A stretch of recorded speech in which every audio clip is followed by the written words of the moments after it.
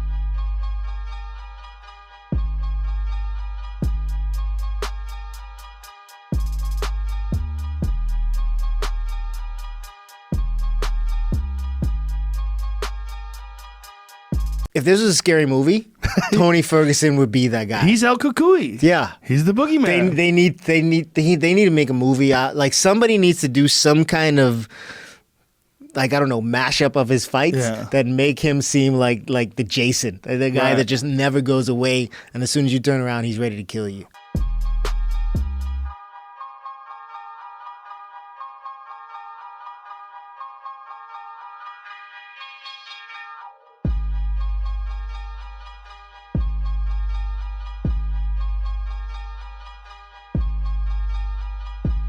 if I stuck my hands in his face, he was gonna have a hard time. I know I was gonna bring the pressure and I can take a hit, so whatever he had, I was gonna dish back twice as hard.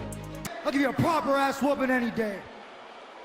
I hope that you can go 25. I hope that you can take the power. I hope that you can take the speed. If you think I'm only bringing conditioning, you crazy as hell. Like, you the one that's got all the technical problems that I don't think, you know, we gonna see. We gonna see. We'll see on Saturday. I'm battle tested. You've seen all my wars. You haven't bled as much as I haven't battled, dude. Yeah, this and is there's a reason fun. why I don't bleed in my fights. It's yeah, because you got your ass I kicked and you're fighting nobodies. I'm fighting guys like Edson Barbosa. I'm fighting guys like Rafael Dos Anjos. You know, you're saying I fought an unjuiced Rafael Dos Anjos. Are you off the juice, Kevin? You know, there's a YouTube video out there with you and saying growth hormones, and you got bumps all over your stomach. You know what I did? Is I imagined you were 100 times the size that you were when I was training for you. I made sure that I was going in, I basically just got out of the hyperbolic time chamber when I was there in Big Bear. You have no idea the kind of person I am and what you're dealing with, dude. You can talk as much as you want. Oh, nice jab. Those jabs are landing now. You heard Kevin Lee. He's got the arm on the outside. He's going to pull the head. Oh, there's the tap. Tony Ferguson has done it. Tony Ferguson is the UFC interim lightweight champion of the world. The winner and new UFC interim lightweight champion of the world, Tony Ferguson. How good does that sound? Whoa! Amazing! Talk shit, I'll be the first one to sign that dotted line. Mark my words, bro. You're gonna get the real Okukui. I don't even care.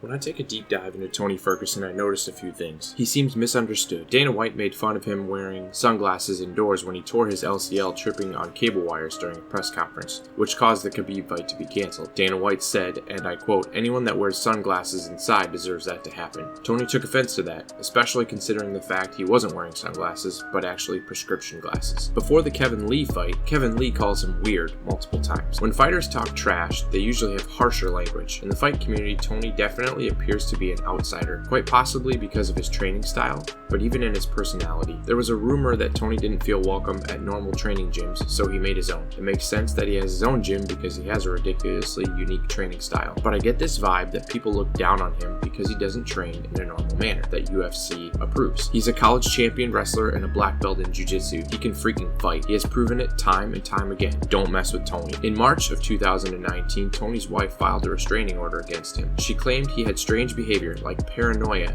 that a tracking chip was put in his leg after surgery. He also tore up their fireplace and didn't sleep for days. Thankfully, no one was hurt and he was medically clear, but Tony fans certainly have to be concerned that he could be suffering from some internal demons. His wife, 1 month later, lifted the restraining order. When you see his chats with the media, there is something distinct with Tony, an edge he has because he feels discounted by people. Tony likes being a bit mysterious, but I think it eats at him a bit that he's not as liked or respected by people as other fighters. It's really hard to predict and pinpoint Tony's fighting style. Yes, he's a black belt in jiu-jitsu and a national champion college wrestler, but in watching him fight, he likes to pull freaky punches and loves the stand-up game. He even pulled off a somersault in the middle of a fight against Anthony Pettis. Don't get me wrong, he is an incredible submission expert, but he's done some absolutely crazy moves in the octagon, making it impossible to identify his true style. He's much more fearsome in my opinion than Conor McGregor. Everyone says that he is the best person to fight Khabib because he likes fighting on his back. I think he's the best option for Khabib because he's a chameleon and can adapt to any situation or any fighter. Tony fights with such an insane style that Khabib will struggle with his oddball stand-up game of kicks and punches. Either way, I think the Tony Khabib fight will go down as one of the best fights of 2020. If Tony does win versus Khabib in UFC 249, he will face Conor, no doubt in my mind, and that also would be an insane fight. If Khabib can keep his Hall of Fame career going and his unprecedented undefeated streak, things get a bit murkier for Tony. He's ripped up most of the division except for Dustin Poirier and Justin Gaethje. Another option might be Paul Felder. Either way, Tony Ferguson will be in the UFC Hall of Fame someday and will go down as one of the most misunderstood people the UFC has ever experienced.